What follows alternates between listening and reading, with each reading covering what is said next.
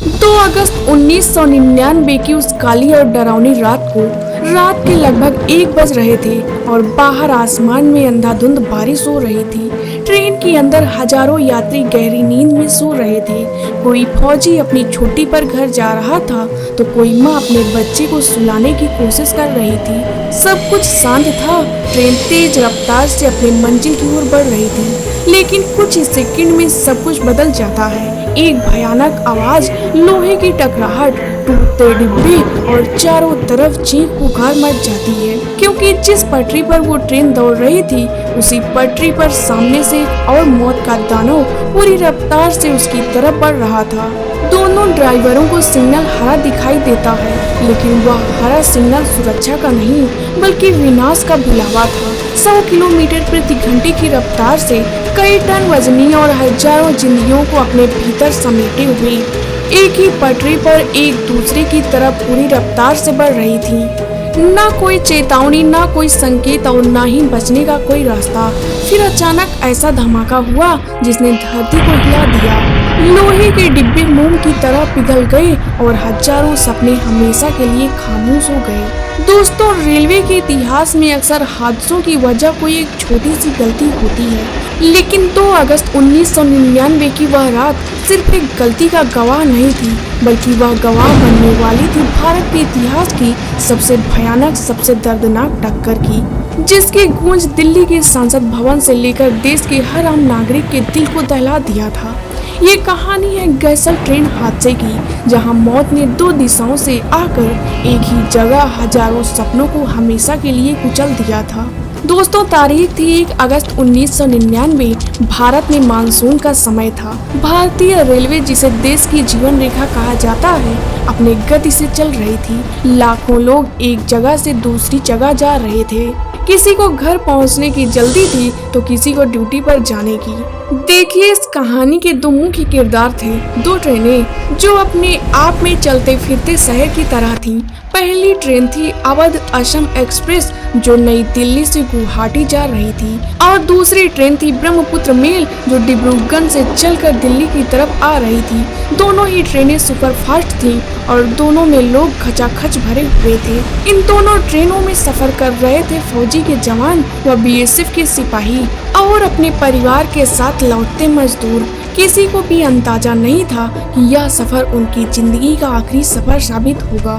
घटना स्थल था बिहार और पश्चिम बंगाल के सीमावर्ती इलाके में स्थित एक छोटा सा स्टेशन गैसल। ये स्टेशन बिहार के किशनगंज स्टेशन से महज कुछ ही किलोमीटर दूरी पर मौजूद है। ये इलाका रेलवे के लिए बहुत ही महत्वपूर्ण है, क्योंकि यह चिकन नेक कॉरिडोर का हिस्सा है, जो बाकी भारत को उत्तर पूर्व भारत के राज्यों से जोड़ता है। यहाँ से गुजरने वाली हर ट्रेन में फौजियों की तादाद बहुत ज्यादा होती है, क्योंकि असम और बॉर्डर के इलाके में उनकी पोस्टिंग होती है। उस रात भी इन दोनों ट्रेनों में बड़ी संख्या में सेना और अर्धसैनिक बलों के जवान सफर कर रहे थे। उनकी आंखों में अपने परिवार से मिलने की चमक थी या देश की सेवा करने का जज्बा, लेकिन नियति ने उनके लिए कुछ और ही लिख रखा था। दोस्तों, उस समय रेलवे का सिग्नल सिस्टम आज की तरह आधुनिक नहीं था, लेकिन फिर भी इतना मजबूत माना जाता था कि 2 ट्रेनें कभी एक ही पटरी पर आमने सामने न आए। रेलवे की सुरक्षा प्रणाली में कई स्तर होते हैं। Station master, cabin man, driver और गार्ड, ये सब मिलकर एक सुरक्षा चक्र बनाते हैं। लेकिन उस रात इंसान और मशीन के बीच का तालमेल ऐसा बिगड़ा कि सुरक्षा का हर चक्र टूटता चला गया। किशनगंज स्टेशन पर सब कुछ सामान्य लग रहा था। बारिश की वजह से बिजली कटी हुई थी, जिससे रोशनी कम थी, लेकिन ट्रेनों का आना जाना लगा हुआ था। अवध असम एक्सप्रेस अपने समय से काफी देरी से चल रही थी। भारतीय रेलवे में ट्रेनों का लेट होना एक आम बात है। रात के करीब 1:30 हो चुके थे। तारीख बदलकर 2 अगस्त हो चुकी थी। अवध असम एक्सप्रेस किशनगंज स्टेशन से आगे बढ़ी और गैसल की तरफ दौड़ने लगी। उसी समय दूसरी दिशा से ब्रह्मपुत्र मेल पूरी रफ्तार से गैसल की तरफ आ रही थी। रेलवे ट्रैक पर 4 लाइनें थीं। नियम के मुताबिक अप और डाउन ट्रेनों के लिए अलग अलग लाइनें तय की जाती हैं ताकि कभी कोई टकराव न हो। लेकिन किशनगंज स्टेशन पर हो रहे इंटरलॉकिंग के कारण कुछ मानवीय गलतियों की वजह से एक बहुत बड़ा कंफ्यूजन पैदा हो गया था। सिग्नल ग्रीन था यानी रास्ता साफ है। अवध असम एक्सप्रेस के ड्राइवर ने ग्रीन सिग्नल देखा और स्पीड बढ़ा दी। उधर ब्रह्मपुत्र मेल के ड्राइवर को भी अपनी लाइन पर ग्रीन सिग्नल ही दिखाई दे रहा था। जरा सोचिए उस पल के बारे में जब दो अलग अलग ड्राइवर दो अलग अलग और दोनों को लग रहा है कि उनका रास्ता साफ है, लेकिन असलियत में एक भयानक गलती की वजह से दोनों ट्रेनों को एक ही पटरी पर डाल दिया गया था। पटरियों का जाल जो ट्रेनों को दिशा देता है, उस रात वह जाल मौत का फंदा बन गया था। स्टेशन मास्टर और केबिन कर्मचारियों के बीच क्या बातचीत हुई, कौन सा लीवर गलत खींचा गया या किस सिग्नल ने धोखा दिया, ये सब कुछ बाद में जांच का विषय बना। लेकिन उस वक्त उस अंधेरी रात में बस इतना तय हो चुका था कि अब तबाही को कोई टाल नहीं सकता। रात के करीब 2 बज रहे थे। ज्यादातर यात्री गहरी नींद में सो रहे थे। गैसल स्टेशन के पास पहुंचते पहुंचते दोनों ट्रेनें करीब 100 किलोमीटर प्रति घंटे की स्पीड से आमने सामने आ रही थीं।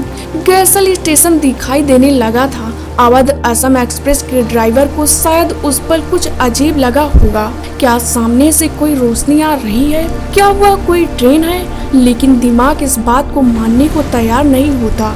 ऐसे कैसे हो सकता है? मुझे तो ग्रीन सिग्नल दिखाई दिया था, शायद वह ट्रेन दूसरी पटरी पर होगी। ड्राइवर ने यही सोचा होगा और यही भ्रम ब्रह्मपुत्र मेल के ड्राइवर को भी हुआ होगा। अंधेरे और बारिश की वजह से दूरियों का अंदाजा लगाना मुश्किल होता है। जब तक वो कुछ समझ पाते और ब्रेक लगाने के बारे में सोचते तब तक बहुत देर हो चुकी थी। विज्ञान कहता है कि जब कोई ट्रेन 100 किलोमीटर प्रति घंटे की स्पीड से चलती है तो इमरजेंसी ब्रेक लगाने के बाद भी उसके रुकने में कम से कम 1 किलोमीटर का फासला चाहिए होता है। लेकिन यहाँ तो फासला बचा ही नहीं था।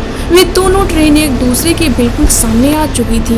लोहे की पहिए चिंगारियां छोड़ रहे थे। इंजन की दहाड़ अब एक डरावनी चीख में बदलने वाली थी। अगले ही सेकंड धरती को हिला देने वाला धमाका होता है। ब्रह्मपुत्र मेल और अवध असम एक्सप्रेस दोनों ट्रेनें एक ही पटरी पर पूरी ताकत से एक दूसरे से टकराती हैं। ये कोई मामूली टक्कर नहीं थी। विज्ञान की भाषा में इसे हेड ऑन कोलाइजन कहते हैं, यानी आमने सामने की भिड़ंत। जब हजारों टन लोहे के डिब्बे 100 किलोमीटर प्रति घंटे की स्पीड से टकराते हैं तो वहाँ जो ऊर्जा पैदा होती है वह किसी परमाणु बम से कम नहीं होती। दोस्तों, उस पल गैसल स्टेशन के पास की धरती हिल गई। एक इतनी तेज और भयानक आवाज हुई जैसे आसमान फट गया हो। टक्कर इतनी जोरदार की थी कि दोनों ट्रेनों के इंजन पटरी पर नहीं रुके बल्कि हवा में उछल गए। इंजन पूरी तरह चकनाचूर हो गए। कई डिब्बे एक दूसरे के ऊपर चढ़ गए, कई डिब्बे पटरी से उतर गए। कुछ ही सेकंड में शांत रात एक डरावने मंजर में बदल गई। हर तरफ चीख पुकार थी। लोग मदद के लिए चिल्ला रहे थे। कुछ यात्री डिब्बों में फंसे हुए थे और बाहर निकलने की कोशिश कर रहे थे। टक्कर होते ही एक और मुसीबत ने जन्म ले लिया। इंजनों के डीजल टैंक फट गए। हजारों लीटर डीजल पटरियों पर फैल गया। घर्षण की चिंगारी ने उसे आग में बदल दिया। एक तरफ मूसलाधार बारिश हो रही थी और दूसरी तरफ नीचे ट्रेन के मलबे में भीषण आग लग गई थी। दोस्तों, प्रकृति का यह खेल बड़ा ही क्रूर था। पानी आग को बुझा नहीं पा रहा था। जब आसपास के गांव वालों को धमाका सुनाई देता है तो वो तुरंत घटना स्थल की तरफ दौड़े, लेकिन वहां का दृश्य इतना भयानक था कि लोग सन्न रह जाते हैं। टूटे हुए डिब्बे, घायल यात्री और हर तरफ अफरा तफरी।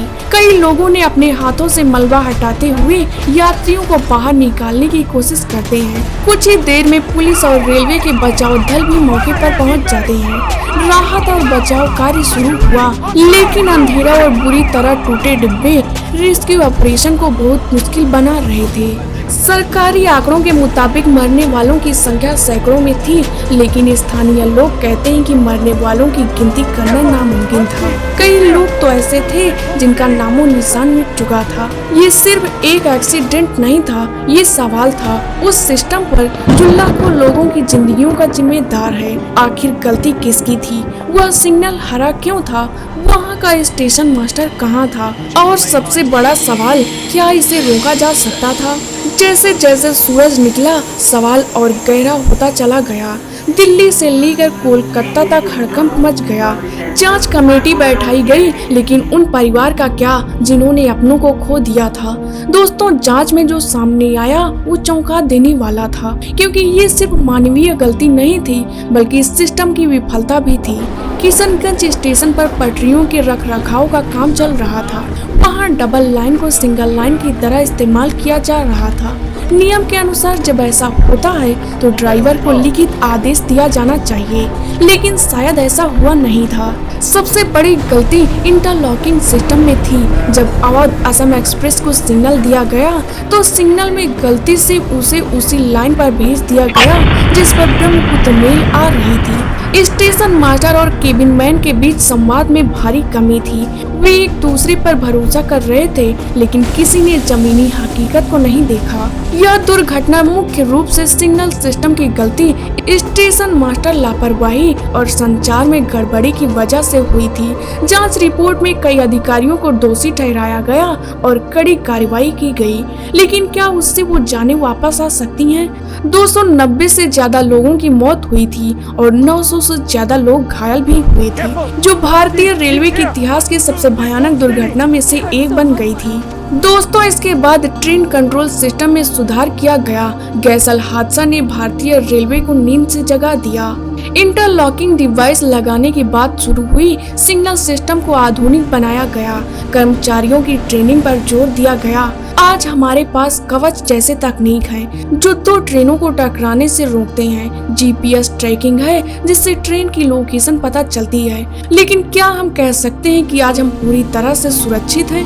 क्योंकि हर साल छोटे बड़े हादसे होते रहते हैं। कभी ट्रेन पटरियों से उतर जाती है तो कभी आग लग जाती है। दोस्तों, गैसल हादसा हमें याद दिलाता है कि चाहे तकनीकें कितनी भी आधुनिक क्यों न हो जाएं, इंसान की एक छोटी सी लापरवाही भारी तबाही ला सकती है। ऐसे और इन्फॉर्मेटिव वीडियो देखने के लिए वीडियो को लाइक करके चैनल को सब्सक्राइब करें।